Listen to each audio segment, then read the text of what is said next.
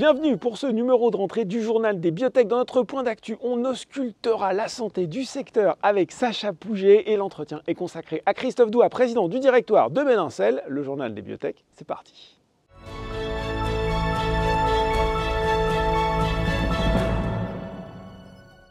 Et il est là pour notre journal des biotech de rentrée, pour notre point d'actualité. Sacha Pouget, directeur associé de Calisti Biotech et fondateur de Biotech Bourse. Bonjour Sacha. Bonjour Laurent. Alors vous venez toujours avec une pelletée de chiffres à nous soumettre sur le secteur des biotech. Ce point d'actu ne fait pas exception. On va commencer par la performance boursière du secteur 2022. Je ne suis pas aussi expert que vous, mais j'ai quand même dans l'idée que ce n'est pas génial. On a vu mieux, Ouais. mais alors, quand même, pour remettre dans le contexte, ce n'est pas franco-français. On perd 30% depuis le début de l'année, mais lorsqu'on regarde un petit peu de manière globale et avec un tour d'horizon européen, mais aussi mondial, on constate que les États-Unis perdent aussi 30% environ, et puis dans le reste des pays européens aussi, on perd 30%. Après, il faut remettre aussi dans le contexte d'une année 2020 et d'une année 2021 qui avait quand même été drivée par des bonnes annonces et aussi... disons que le Covid était un driver pour toutes ces sociétés-là. Donc on perd beaucoup, 30%, ce n'est pas rien. On perd 50% surtout par rapport au plus haut historique de février 2021. Donc en 18 mois, on perd 5 milliards d'euros de valorisation sur les biotech françaises. Après, on est aussi quand même dans une année où on voit qu'il y a véritablement des signaux quand même positifs, notamment en levée de fonds, notamment en fusion-acquisition, et aussi des annonces qui vont être, qui vont venir dans très peu de temps. Donc cela peut changer rapidement et c'est un contexte aussi de ce point de vue-là favorable. Bon, je retiens quelques éléments positifs en termes de volume. Qu'est-ce que ça nous donne ? Alors, on est sur une baisse de 50% par rapport aux années précédentes. On est à 30 millions d'euros environ en volume moyen négocié sur les biotech françaises. C'est donc 2 fois moins par rapport aux 60 millions de 2020 et 2021. D'ailleurs, c'était les mêmes niveaux. Alors, ça s'explique de différentes manières. Déjà, une désaffection du secteur après des envolées stratosphériques en 2020 et 2021. Donc, il y a un retour à la normale, mais aussi un contexte, on le sait, boursier qui n'est pas favorable, notamment pour les petites et moyennes valeurs. Sur une échelle de 0 à 5, on va dire que les sociétés les plus risquées sont, par définition, sont les biotech. Donc, les investisseurs se sont désintéressés pour un moment, en tout cas, au moins sur ce début d'année, au secteur, ce qui n'enlève rien à leur capacité aussi de pouvoir rebondir. Et encore faut-il qu'elles puissent annoncer de belles choses.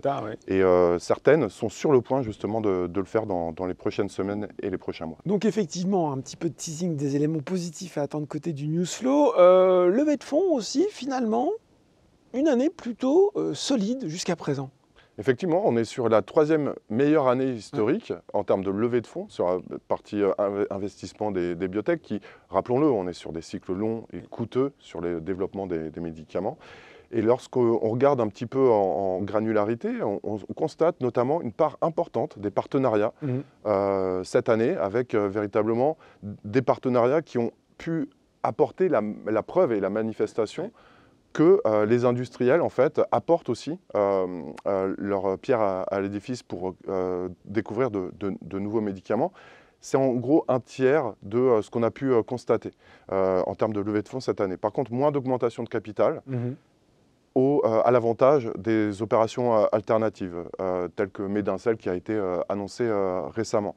Donc c'est un peu un shift, on va dire une transition en termes de levée de fonds, mais quand même une année pas record ni historique, mais qui est vraiment au-dessus de la normale cette année, malgré un contexte boursier compliqué. Bon, et en termes de fusion-acquisition, vous l'évoquiez un petit peu, d'opération, qu'est-ce que ça donne ?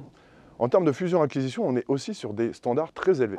Alors, on est à 22... Donc on le voit, tous les clignotants ne sont pas forcément en rouge. Hein. Alors, c'est mitigé. Alors, je vais vous expliquer pourquoi, Laurent. En fait, douche tout de suite. Vous avez raison, en nombre de transactions, on est à 22 sociétés rachetées en biotech aux États-Unis et en Europe. Donc, lorsqu'on regarde depuis 2010, c'est le plus haut historique.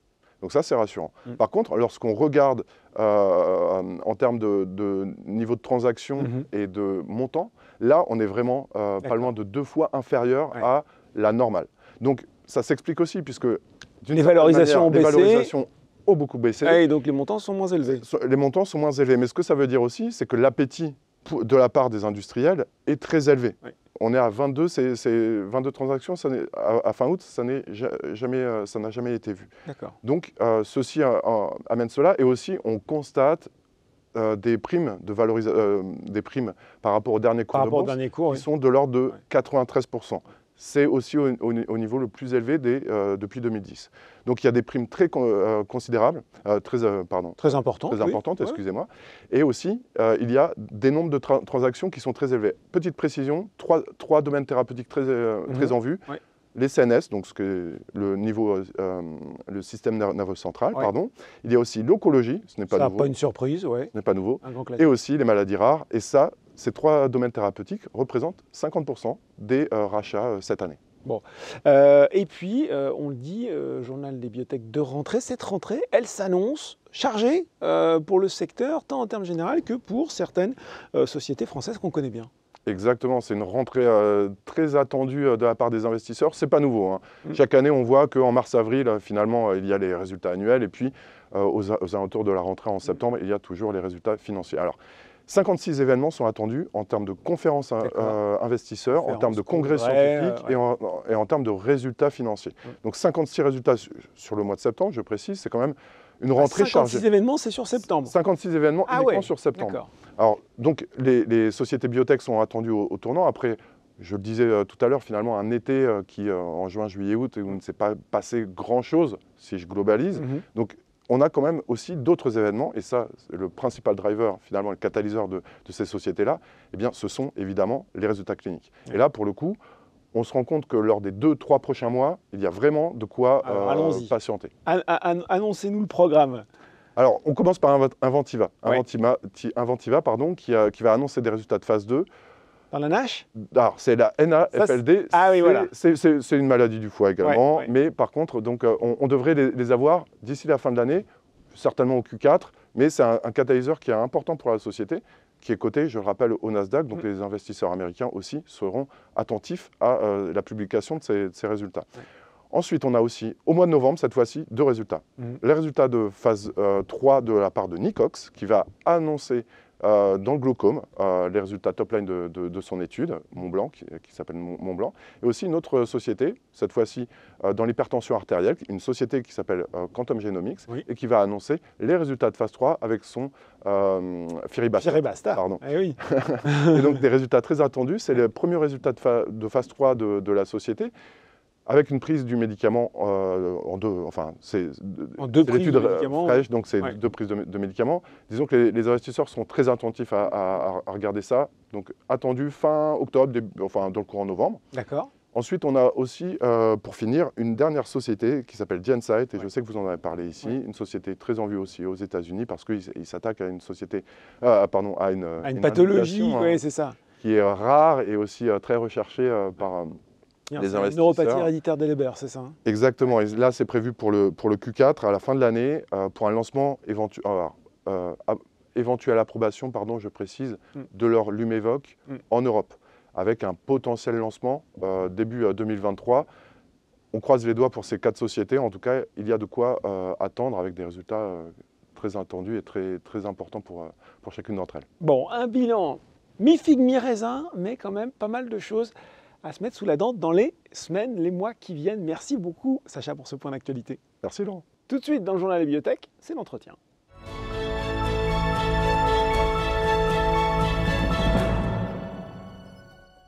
Et je reçois pour l'entretien dans le journal des biotech Christophe Doua, président du directoire de Medincell. Bonjour Christophe.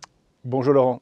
Alors, nous sommes ensemble pour parler de l'actualité récente de la société, une actualité qui est positive puisque votre partenaire, le laboratoire israélien Teva, vous a annoncé qu'il lançait une phase 3 pour votre produit MDC TJK dans la schizophrénie. C'est une belle rentrée pour Medincell avec ce 2e produit dans cette indication après MDC IRM.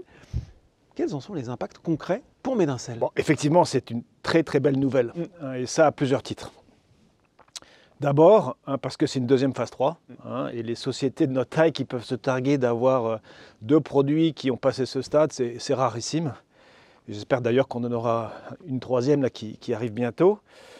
2e point, c'est un signe du renouvellement de la confiance de Teva. Je vous rappelle que Teva a eu un décalage sur notre premier produit. Et là, le fait qu'ils annoncent qu'ils vont financer une phase 3 qui va coûter des dizaines de millions de dollars, c'est le témoignage de leur confiance dans la technologie, dans Medincell, et indirectement dans le premier produit, évidemment. Troisième point, c'est un produit avec un potentiel énorme. On en reparlera peut-être un peu plus tard, qui est basé sur l'olanzapine en schizophrénie. Et enfin, c'est la deuxième fois que Medincell aura montré que notre technologie a le potentiel de faire des choses que la Big Pharma n'a pas réussi à faire. Ni Janssen sur le premier produit qu'on a fait sur la risperidone, ni Eli Lilly sur l'olanzapine. Bon, ça commence quand cette phase 3 ? Teva n'a pas divulgué la date, mais ça sera dans les mois qui arrivent. Ils sont dans les préparatifs. Bon, alors justement, vous l'avez signé là, dans cette réponse. La dernière fois où on s'était parlé, c'était justement pour expliquer la position de Medincell après la réception par Teva de cette CRL, cette Complete Response Letter de la FDA, l'autorité de santé américaine. C'était dans le cadre de MDC-IRM.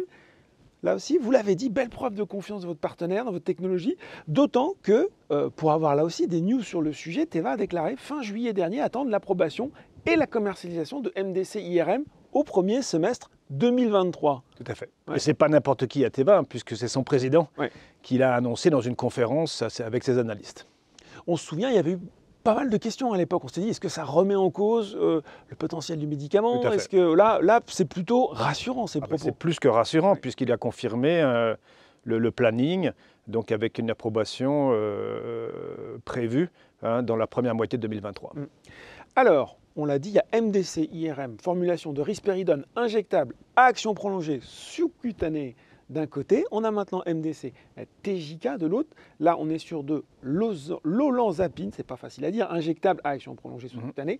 Deux traitements pour une même indication, la schizophrénie. Quelle différence entre les deux au niveau justement du traitement apporté?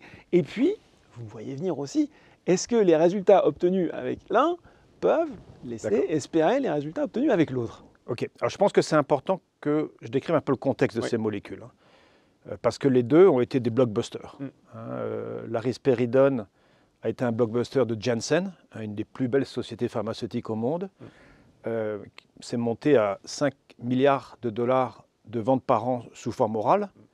Et puis la deuxième, l'olanzapine, même chose, environ 5 milliards, mais cette fois-ci par le grand groupe pharmaceutique américain Eli Lilly.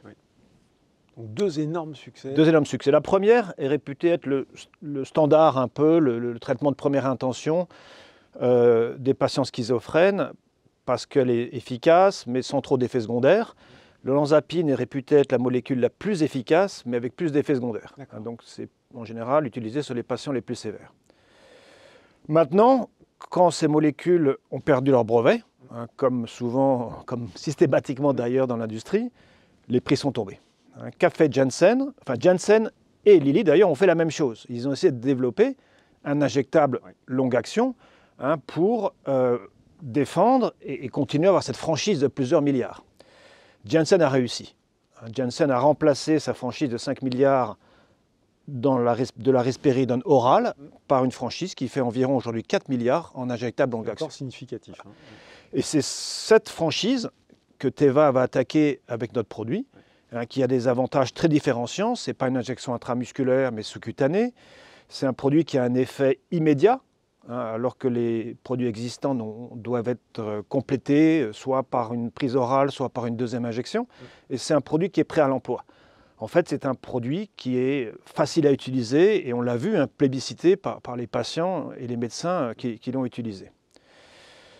Cette facilité laisse aussi entrevoir la possibilité pour Teva non seulement de traiter les patients les plus sévères comme aujourd'hui, mais aussi des patients moins sévères, premier épisode, puisque ce produit est extrêmement facile à utiliser. Ça, c'est le premier produit. Et Eli Lilly, sur l'olanzapine, a tenté de faire la même chose, mais ils se sont plantés. Donc là, c'est MDC-TJK, on met bien. TJK, c'est celui-là, voilà. C'est celui qui va démarrer sa phase 3. Ils sont plantés parce qu'ils ont eu des surprises dans les essais cliniques avec des surdoses sur quelques patients. Et la FDA leur a imposé que chaque patient reste sous observation pendant 3 heures après injection. Donc ça a tué le produit. Donc là, on voit qu'il y a un potentiel énorme à capter. Et si Teva aujourd'hui se dit prêt à financer cette phase 3, c'est qu'il pense, comme Medincell, qu'on peut y arriver, évidemment, et d'autant plus que Teva a fait une phase 1 qui a des résultats favorables pour aller en phase 3. Si on regarde maintenant concrètement les développements pour Medincell sur les 6-10 mois à venir, qu'est-ce que peuvent attendre les investisseurs si on recrante comme ça le calendrier fin 2022, début 2023 ? Déjà, si on se projette au printemps, première approbation. Des sociétés biotechnologiques françaises qui ont eu des approbations aux États-Unis sur un produit à potentiel de blockbuster, je ne crois pas qu'il y en ait eu dans le passé. Donc, on fêtera ça. J'espère que vous reviendrez ici. On fêtera ça. Et en plus, on devra avoir 2 phases 3 en cours et le reste du pipe qui avance. Notamment 2 IND, donc 2 démarrages d'essais cliniques sur 2 autres produits, la contraception et un autre produit aussi courant 2023. Et puis, fin de trimestre, on va aussi, et je le confirme, je l'ai confirmé hier, on aura les résultats de notre essai clinique sur l'ivermectine orale contre le Covid, qui nous permettra de décider la suite du programme pour la version injectable en prophylaxie. Bon, un news flow soutenu. Je le disais justement parce qu'on a appris aussi côté trésorerie, il y a eu cette autre bonne nouvelle, elle est tombée lundi soir, le financement supplémentaire de 20 millions d'euros auprès de la BEI. Alors ça passe notamment, il va falloir que vous m'expliquiez, par le remboursement par anticipation d'un précédent prêt de 20 millions signé en 2018 avec cette même BEI. Au final, pour faire simple, quel horizon financier ça confère à Medincell tout ça ? Alors déjà, première conséquence, c'est une visibilité qui s'étend largement dans 2024. Et donc, ça évite d'avoir à faire des augmentations de capital dans des conditions mauvaises. On sait que le contexte est compliqué en ce moment, et donc ça, c'est un vrai soulagement. Et donc, c'est extrêmement important. C'est un projet sur lequel on travaille depuis environ 1 an. Donc, on avait anticipé, en cas de décalage, de pouvoir avoir accès à des financements non dilutifs. Et ce n'est pas n'importe quel financement, c'est la Banque européenne d'investissement. Et c'est la 2e fois qu'elle nous fait confiance. Et elle a refait des diligences ces derniers mois avant de s'engager. Donc effectivement, c'est un prêt de 40 millions, dont on remboursera, Medincell remboursera le premier prêt de 20 millions que la banque nous avait octroyé en 2018. Et ce prêt nous permet de n'avoir aucune échéance de remboursement de capital avant 2027. D'accord. Donc ça nous donne une énorme visibilité, donc quasiment plus de 4 ans après le démarrage des ventes de MDC IRM. Vous voyez où je veux en venir. Medincell est en train de transitionner vers une vraie société commerciale avec des revenus de nos produits qui devraient pouvoir nous amener à la profitabilité dans les petites années qui viennent. Là. Il y a un point aussi sur lequel je voulais finir. Il y a eu cette publication du rapport RSE, Responsabilité sociale, sociétale d'entreprise 2021. On parle beaucoup, de plus en plus des critères ESG, environnement, sociaux, gouvernance. Ouais. Et paradoxalement, j'ai envie de dire presque pas tant que ça dans le secteur biotech, c'était justement important pour vous de mettre l'accent sur ce point précis. C'est fondamental, parce que ces thèmes sont vraiment au cœur de l'ADN de Medincell. Quand la société a été fondée, elle a été fondée sur 2 visions extrêmement importantes. Une vision de société pharmaceutique humaniste. Comme vous le savez, on travaille sur des projets à fort impact humanitaire potentiel, contraception, sur la malaria aussi, avec des fondations. Et deuxièmement, avec un modèle d'entreprise où tous les employés sont actionnaires. Donc on était quelque part en avance sur cette grande vague ESG qui arrive. Et on a même mis dans nos statuts il y a 3 ans cette mission, d'ailleurs avec un 3e point aussi, la pérennité de la société. C'est une question que les petits actionnaires nous ont demandé hier dans le call actionnaire. Et on a pensé qu'il était important de formaliser, structurer cet effort, d'abord pour continuer à progresser. Je disais hier que Auguste Comte disait toujours que mesurer, c'est progresser. Donc on va mettre des indicateurs pour progresser. On a créé un comité ESG qui émane de notre conseil de surveillance. Et c'est important pour tous nos collaborateurs qui ont rejoint la société pour ça, et aussi pour nos investisseurs. Notre plus gros investisseur, c'est le plus gros fonds ESG de France, et on pense évidemment pouvoir en attirer d'autres. Bon voilà, le plein de bonnes nouvelles, actions prolongées comme les traitements de Medincell, c'était Christophe Doigt pour faire le point sur la société. Merci beaucoup Christophe. Merci beaucoup Laurent. Le journal des biotech, c'est fini pour aujourd'hui. On se retrouve dans 2 semaines pour un nouveau numéro.